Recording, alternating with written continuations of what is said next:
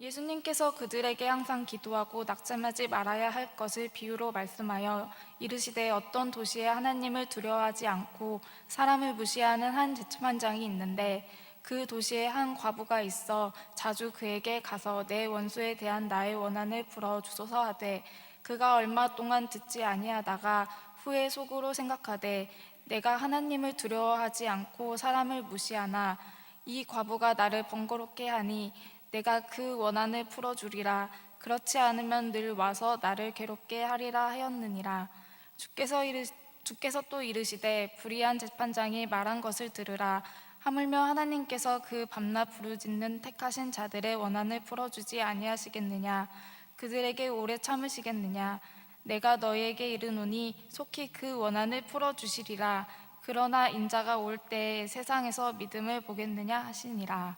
아멘. 네, 정승민 목사님 나오셔서 항상 기도하고 낙심하지 말라라는 주제로 말씀 전해 주시겠습니다.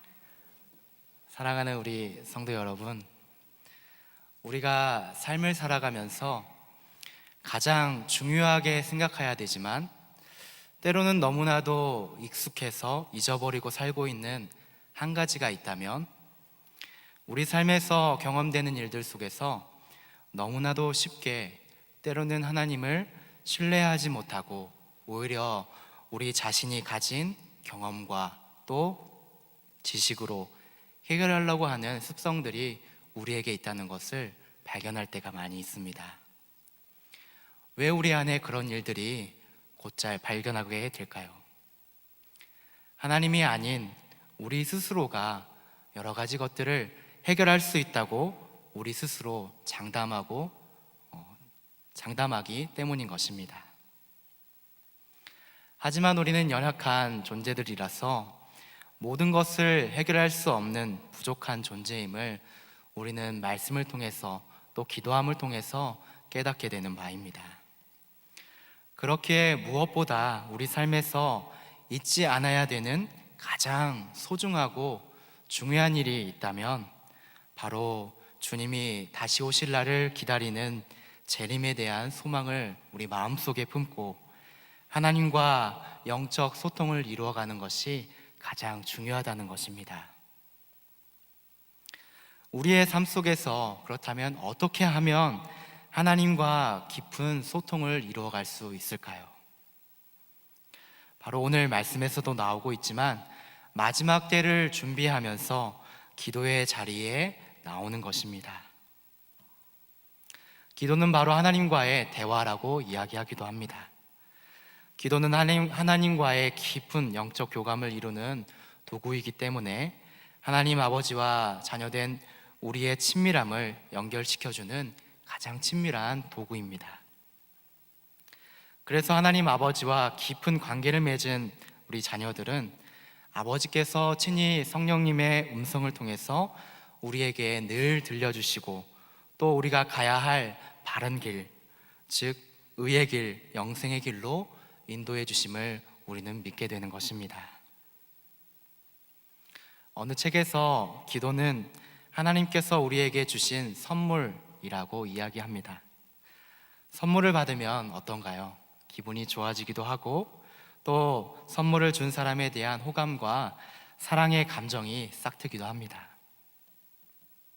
바로 기도라는 것이 기쁨과 감사와 사랑의 큰 선물이라는 것을 우리에게 알게 해주십니다. 기도를 통해서 하나님께 대한 우리의 마음이 전달되게 되고 또 그 마음이 우리에게 전해지게 되고 감사와 사랑의 마음이 우리 안에 생겨나게 되는 것입니다. 그리고 또한 하나님과 영적인 소통을 이루게 될 때 하나님으로 인하여서 다시 우리의 영혼이 소생함을 얻는 놀라운 변화가 우리 안에 있게 되는 것입니다. 그렇게 우리에게 하나님과의 소통을 이루는 이 기도라고 하는 것은 우리의 영적인 삶을 영위해 나가는데 아주 중요한 역할을 하고 또 하나님의 뜻과 경륜을 이해하고 또 영적인 소통을 이루게 해주는 가장 귀한 통로라고 우리가 생각되어집니다. 오늘 우리에게 주신 하나님의 말씀을 보니까 예수님은 기도에 대해서 좋은 비유를 통해서 우리에게 알려주고 계십니다. 마지막 때를 살아가는 우리에게 어떻게 기도해야 되는지 우리 한번 말씀을 통해서 깨닫기를 원합니다. 우리 18장 1절 말씀을 같이 한번 읽어보도록 하겠습니다. 18장 1절 말씀입니다. 예수께서 그들에게 항상 기도하고 낙심하지 말아야 할 것을 비유로 말씀하여. 그렇습니다. 마지막 때를 준비하며 믿는 자들이 주님이 다시 오심을 기대하며 기다리는 올바른 반응인 바로 이러한 기도는 항상, 그리고 낙심치 말고 낭망치 말고 해야 되는 것이 바로 기도라고 주님이 이야기해 주고 계십니다. 여러분들은 기도를 어떻게 또는 어떤 방법으로 하고 계신가요? 오늘 예수님께서 말씀하시는 기도의 방법처럼 우리는 항상이라는 표현과 낭망치 않고라고 하는 표현을 바라보면서 우리의 기도의 내용을 이뤄가고 있는지를 살펴보아야 될 것입니다. 오늘 예수님께서 기도를 항상이라는 표현으로 말씀하고 계시는데, 이 항상이라는 말은 우리가 단어에서도 알 수 있듯이 계속적으로, 즉 기도의 습관을 유지하면서 항상 우리의 마음을 마지막을 준비하는 마음처럼 세워나가기를 힘쓰라는 그러한 표현으로 우리가 볼 수가 있습니다. 그렇다면 우리가 이 마지막 때를 준비하면서 항상 기도하라는 주님의 말씀을 우리는 어떻게 이루어가고 있습니까? 저도 공예배와 또 새벽 예배 여러 가지 시간에 주님 앞에 기도를 드리면서 나아가고 있지만 여전히 부족하여서 그 기도하는 시간이 부족한 편이라고 생각하기도 합니다. 그러나 오늘 우리는 주님의 말씀처럼 마지막을 준비하면서 항상이라는 주님의 교훈을 기억해야 될 줄로 믿습니다. 디모데전서 5장 16절에서 18절 말씀에 이렇게 기록하고 있습니다. 항상 기뻐하라, 쉬지 말고 기도하라, 범사에 감사하라. 이는 그리스도 예수 안에서 너희를 향하신 하나님의 뜻이니라 라고 이렇게 말씀하고 있습니다. 하지만 우리의 현실에서 주님의 말씀에 귀 기울여서 기도를 해야 하지만 그렇게 하기보다 오히려 우리의 마음들은 자꾸만 기도를 하기를 원하지 않고 쉬고 있는 이들이 많이 있다는 것입니다. 왜 이런 일들이 우리와 우리 주변에서 일어나고 있을까요? 때로는 피곤하거나 또 여러 가지 우리의 삶에 바쁜 일들이 일어나기 때문일 수도 있습니다. 하지만 근본적인 것을 살펴보자면 우리의 영혼이 육체의 소욕으로 인하여서 잠을 자고 있기 때문인 것입니다. 마지막을 우리가 정말 준비하면서 깨어 있어야 하는데 깨어 있지 못하기 때문에 자꾸만 육체적으로 또 육신의 소욕으로 인하여서 우리의 육신의 눈만이 우리의 영혼을 누르고 있다는 것입니다. 사랑하는 우리 성도 여러분, 디모데전서에서도 기록하듯이 기도는 하나님의 뜻이라고 이야기하고 있습니다. 그렇기 때문에 우리는 기도를 해야 됩니다. 언제까지 기도를 해야 합니까? 오늘 말씀처럼 항상 늘 주님 앞에 기도하는 우리의 마음이 되어야 되겠습니다.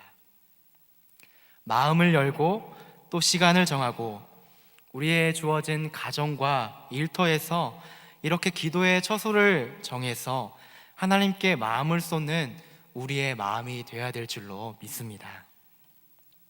그렇게 할 때 오늘 주님께서 말씀하시는 것처럼 항상이라고 하는 주님의 말씀을 우리가 기억하며 마음에 새기며 기도할 수 있을 것입니다. 이것은 기도에 대한 성도들의 담대한 믿음을 이야기하고 있는데, 또 예수님께서는 우리에게 본문에서 항상이라는 표현과 더불어서 낭망치 말아야 한다라고 이렇게 가르쳐주고 계십니다.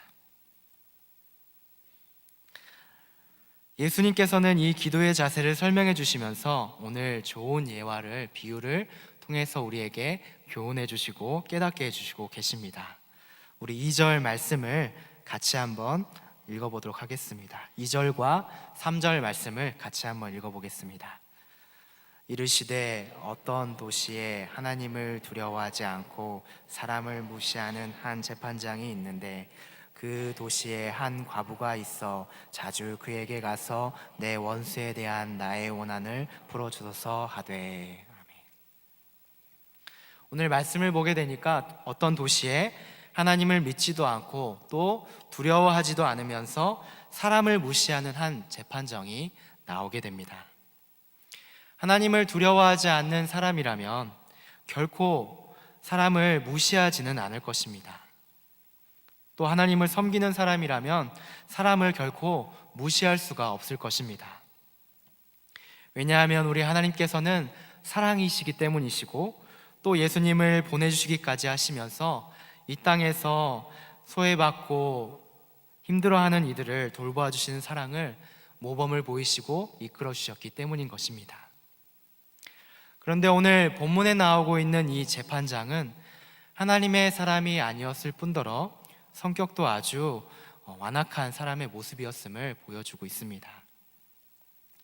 특히 사람들의 송사를 공정하게 해결해야 할 이 재판장이 하나님을 거역하고 백성을 무시하는 사람이라면 그에게서는 어떤 정의로움조차도 발견할 수가 없는 사람이라는 것을 우리는 알 수가 있습니다.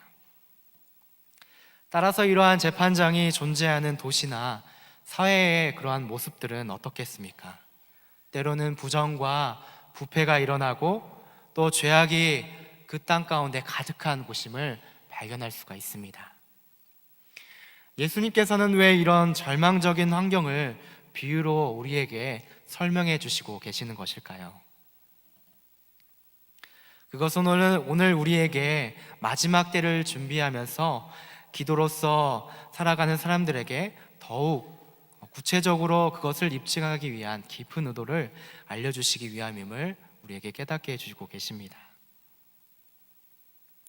오늘 어떠한 정의로움이나 정직함을 찾아볼 수 없고 부패한 이러한 재판장이 있던 이 도시에 오늘 한 과부가 나오게 됩니다. 그런데 이 과부는 이 완악한 재판장을 오늘 자주 찾아가고 있는 모습을 보게 됩니다.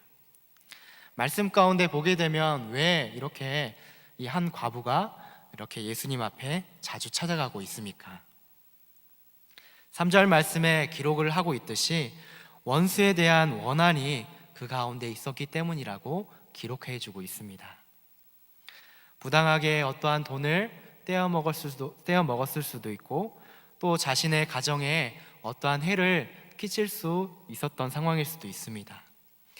그 이유에 대해서 상세하게 이렇게 표현해주고 있지는 않지만 자주 찾아갔다는 것을 볼 때 스스로 그 자신이 해결하지 못한 사건이 있었음을 분명하게 보여주고 있습니다. 그런데 당시에 이 과부는 사회적으로 아주 비천하고 연약한 사람들의 대표격으로 표현되었기 때문에 사람들에게 항상 동정이나 때로는 무시의 대상이 되어 왔다는 것을 보여주고 있습니다. 그 재판장도 그럴 것이 고아나 때로는 이러한 과부들에게 가정을 이끌어줄 대표자나 또 리더자가 없었기 때문에 본인 스스로가 가정을 책임지거나 스스로 알아서 이러한 삶을 살아가야 하는 부분들이 너무나도 그 가운데 많이 있었기 때문에 하나부터 열까지 그 과부에게는 불편한 것들이 너무나도 많이 있었다는 것입니다. 또한 유대 사회를 보게 되면 당시 가부장 중심적인 유대 사회 안에서 살아간다는 것은 너무나도 쉬운 일이 아니었습니다. 그렇게 주님께서도 이 땅에 오셨을 때 이러한 상황들을 너무나도 잘 아셨기 때문에 세심하게 고아와 이 과부들을 사랑의 손길들로 이렇게 돌보아 주시는 것을 우리는 알 수가 있습니다. 이렇게 이들은 도움의 손길이 필요한 사람들 가운데 한 사람이었습니다. 오늘 이 과부도 그러한 부당한 손실과 대우를 받음이 분명하였기 때문에 정당한 권리와 또 호소를 이렇게 되찾을 수 있도록 오늘 재판장에게 도움을 요청하고 있는 장면을 우리가 보게 됩니다. 그래서 3절 말씀에 한 과부가 이렇게 재판장에게 이야기합니다. 내 원수에 대한 나의 원한을 풀어주소서라고 이렇게 기록하고 있습니다. 간절한 마음을 가지고 재판장에게 나왔습니다. 하지만 이 완악한 이 재판장은 과부의 말을 들어줄 리가 없었습니다. 한 번, 또 두 번, 세 번 이렇게 계속해서 과부가 찾아가서 부탁을 했음에도 불구하고 재판장은 이러한 과부의 요청에 주의를 기울이지 않은 모습을 우리는 발견하게 됩니다. 왜 그가 그렇게 과부를 무시하였습니까?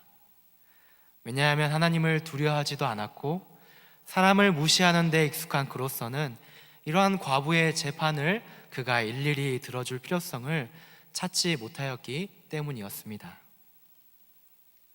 또 무엇보다도 이 재판에 대한 대가로 과부에게서 어떠한 물질적인 이익을 얻는 것이 불가능하다라는 것을 그도 또한 알고 있었기 때문에 사회적으로 약자인 이 과부의 말을 주의 깊게 귀담아 듣지 않았다는 것입니다. 얼마나 불의한 모습으로 나타난 이 재판장의 모습입니까? 오늘날에도 이런 불의한 자들이 우리 가운데 많이 있음을 우리는 알 수 있습니다. 자신의 이익과 목적이 아니면 본체만체 해버리는 세상 사람의 대표적인 모습, 또 세상의 모습이 바로 이러한 모습임을 우리에게 보여주고 있습니다. 이렇게 사람을 무시하고 계속 들어두지 않으면 보통 포기하기가 쉬운데 오늘 과부는 이러한 재판장의 계속된 거부에도 불구하고 포기하지 않고 계속 그의 억울한 사연을 끊임없이 부탁하고 의뢰하고 있는 장면을 보게 됩니다. 완악한 이 재판장의 소문을 모를 리 없을 테고 또 언제 들어줄지도 모르는 그러한 상황 가운데서도 이 과부가 계속해서 재판장에게 찾아갔다는 것은 인내와 또 때로는 오래 참음, 기다림이라는 시간들, 포기하지 않는 소망들이 그에게 있었기 때문에 가능했던 것임을 알려주고 있습니다. 이 과부는 언제 이루어질지도 모를 이 문제를 계속해서 재판장 앞으로 가져갔습니다. 그러자 계속된 요청으로 인하여서 재판장이 처음과는 다르게 변하게 되는 장면을 보게 됩니다. 우리 말씀 4절과 5절 말씀을 함께 읽어보도록 하겠습니다. 4절과 5절 말씀입니다. 시작.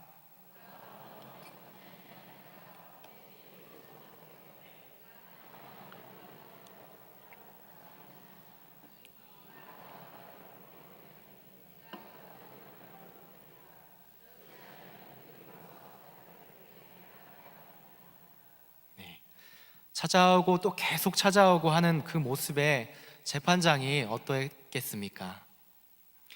오늘 말씀을 보게 되니까 그가 속으로 이렇게 생각했다고 이야기하고 있습니다. 내가 하나님을 두려워 아니하고 사람을 무시하지만 이 과부가 자꾸 나를 귀찮게 하니 내가 그 원한을 풀어주어야 되겠다. 그렇지 않으면 분명 나를 또 계속 찾아와서 괴롭게 할 것 같다라고 이렇게 생각했습니다. 본문은 재판장이 이 과부의 요청을 받아들이게 된 배경을 잘 설명해 주고 있습니다. 이 불의한 재판장은 불의와 완악함을 대표하고 있는 사람과 세상들의 모습을 우리에게 설명해 주고 있습니다. 자신의 이익이 되지 않는 곳에는 일체 관심을 두지 않았던 사람들과 세상의 모습이었습니다.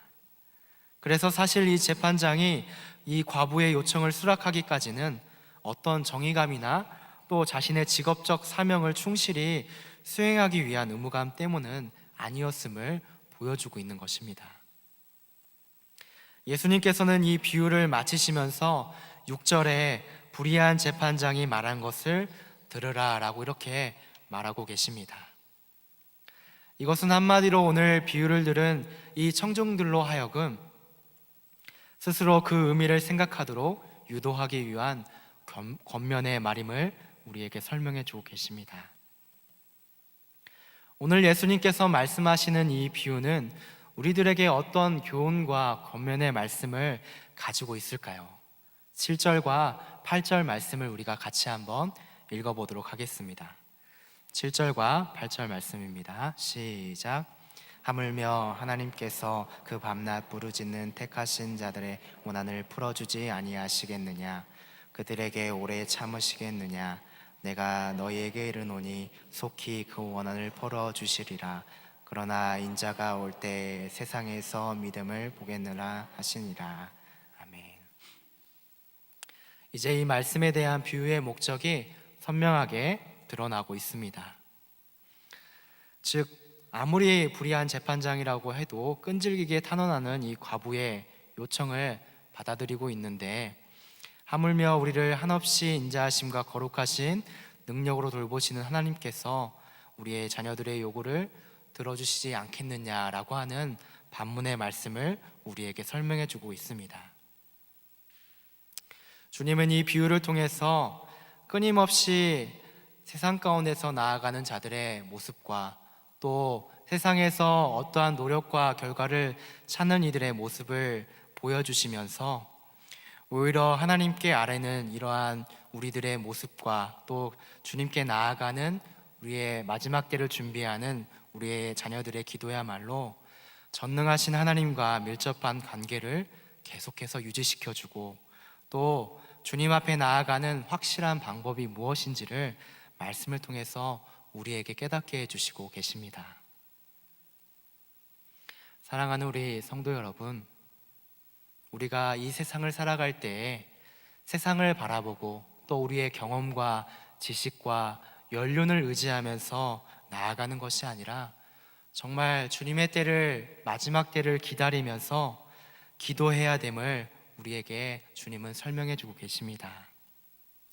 우리가 기도할 때 포기하지 않고 주님께 나아가며 주님이 주실 날을 기다리면서 그러한 시간을 가질 수 있는 우리 기도의 시간이 필요합니다. 너무나도 많은 사람들이 하나님의 일하심을 보지 못하고 그저 세상적인 방법으로 또 주님의 일을 기다리지 못하고 성급하게 일을 처리할 때가 많이 있습니다. 그러나 오늘 우리에게 주신 말씀을 기억하면서 마지막 때를 기다리면서 끝까지 우리가 하나님 앞에 나아가며 간구하며 나아가게 된다면 하나님께서 반드시 우리를 살피시고 보호해 주시고 끝내 우리를 구원해 주신다는 사실을 오늘 말씀을 통해서 깨닫게 해 주시고 계십니다. 사랑하는 우리 성도 여러분, 하나님을 전적으로 신뢰하시기를 바랍니다. 또 마지막을 기다리면서 하나님께 더욱 간절한 마음을 가지고 나아가는 여러분들의 마음이 되었으면 좋겠습니다. 비록 우리의 삶 속에서 우리의 모든 일들이 또 믿음의 삶을 살아가는 것이 더디가는 것 같아 보이기도 하지만 우리가 하나님을 신뢰하고 바라보며 하나님이 준비하시는 마지막 때에 일하시도록 하는 모습을 바라볼 때에 또 깨어서 기도하는 믿음의 사람들이 될 때에 주님은 우리를 통해서 역사해 주시고 또 끝내는 구원을 이루어 주시는 분이심을 우리에게 알려주고 계십니다. 주님은 8절 말씀을 통하여서 우리에게 이렇게 말씀하고 계십니다. 인자가 올 때에 세상에서 믿음을 보겠느냐라고 이렇게 말씀하십니다. 우리는 노아와 롯이 살았던 때를 생각해 보고 상기해 보아야 할 것입니다. 믿음을 지키면서 하나님께 기도해야 할 백성들이 세상에 빠져서 세상에 취해 살았던 모습을 우리가 보게 됩니다. 그들의 결국이 어떻게 나타나게 되었습니까? 그들이 심판을 받고 영원히 고통받는 운부에 처하는 모습을 우리가 보게 되었습니다. 사랑하는 우리 성도 여러분, 오늘을 살아가는 이 시대 또한 노아와 또는 롯의 때와 같다는 것을 우리는 알 수가 있습니다. 예수님이 누구냐 또는 없다라고 하는 사람들이 너무나도 우리 주변에 많이 있고 또 우리 주변에서 불의와 거짓을 일삼는 사람들이 우리 주변 가운데 많이 있다는 것을 우리는 또한 이 시대 가운데 읽을 수가 있습니다. 그러나 무엇보다도 우리는 그 세상을 바라보고 우리 주변의 환경을 바라보며 절망에 빠지는 것이 아니라 정말 마지막 때를 준비하면서 우리 자신 각자가 정신을 차리고 하나님 앞에 끊임없이 간구하며 나아갈 수 있는 우리의 믿음의 귀한 성도님들의 모습이 되었으면 좋겠습니다. 그 모습은 오늘 과부처럼 하나님께 끊임없이 간구하며 종말의 때를 준비하는 모습일 것입니다. 드문드문 생각날 때 주님 앞에 나아가고 또 우리의 마음이 요구할 때 하나님께 나아가는 것이 아니라 항상 우리의 마음이 하나님께 있고 또 우리의 마음이 하나님을 향하고 나아갈 수 있도록 밤낮으로 부르짖는 주님을 향한 마음이 여러분들의 삶을 변화시키고 여러분을 주님 앞에 바로 서게 하는 그러한 모습이 될 줄로 믿습니다. 우리는 오늘 우리에게 주시는 주님의 말씀을 깊이 생각하면서 무엇보다 이 교훈을 통하여서 더욱더 주님 앞에 나아가는 우리의 마음들이 되었으면 좋겠습니다.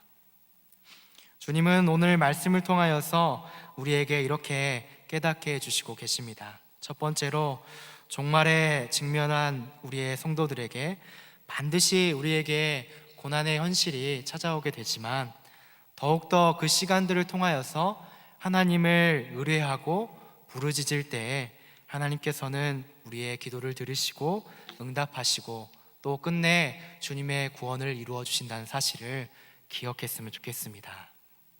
또한 두 번째로 우리 귀한 성도님들이 하나님 앞에 믿음을 가지고 헌신하며 나아갈 때 하나님의 응답이 없거나 때로는 포기할 때가 있다고 포기하거나 또는 낙심하지 말라는 것을 우리에게 교훈해 주고 계십니다. 즉 우리가 힘들고 어려운 상황 가운데서도 소망 가운데 인내하며 기도해야 된다는 것을 우리에게 가르쳐 주고 계십니다. 우리는 종종 하나님의 섭리를 이해하지 못하여서 조바심을 갖기 때문에 우리 스스로 해결하려고 하거나 또 하나님의 일하심을 신뢰하지 않는 모습을 보일 때가 많이 있습니다. 그러나 하나님께서는 믿음의 간구에 반드시 응답해 주시고 또 하나님의 일하심에 따라서 완전하신 때에 또 마지막 때를 준비하며 나아가는 우리 성도들의 기도를 들으시고 그때를 기억하시면서 우리에게 찾아오시게 될 것입니다. 우리는 그 마지막 때를 준비하면서 주님이 주신 그 날을 기억하며 또 오실 주님의 모습을 기억하면서 늘 기도와 말씀 가운데 오직 기쁨과 찬송함으로 나아갈 수 있는 여러분들의 삶이 되기를 간절히 바라고 원합니다. 함께 기도하도록 하겠습니다.